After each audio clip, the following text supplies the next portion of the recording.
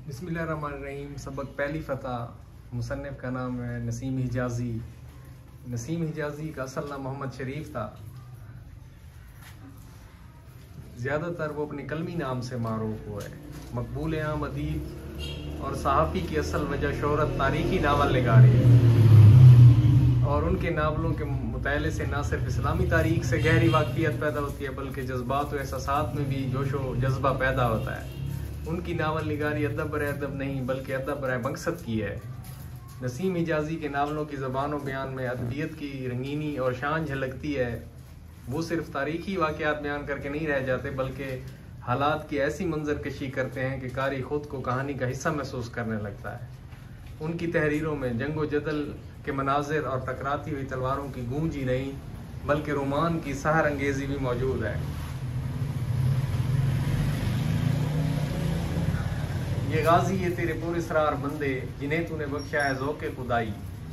दो नीम उनकी ठोकर से सहरा व दरिया सिमट कर पहाड़ उनकी हैबत से राई।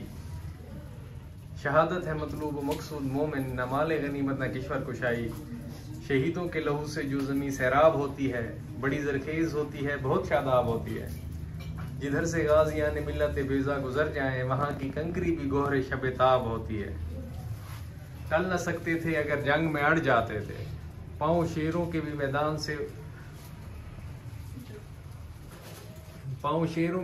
मैदान से उखड़ जाते थे।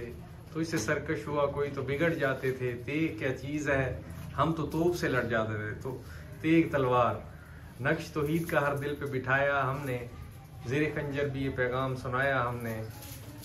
जो आदमी इरादा कर सकता है उसके लिए कुछ भी मुमकिन है। मरसन का कौल है ए हजाज अगर तुम जिंदा हो तो अपनी गयूर कौम के यतीमों और बेवाओं की मदद को पहुँचो। ये नाहीद ने ख़त लिखा था हजाज बिन यूसुफ को जिसको राजा दहर ने कैद कर लिया था। ठीक है, दीबल में ये कराची के करीब है। ठीक है, वहाँ पे उनका जहाज़ जा रहा था।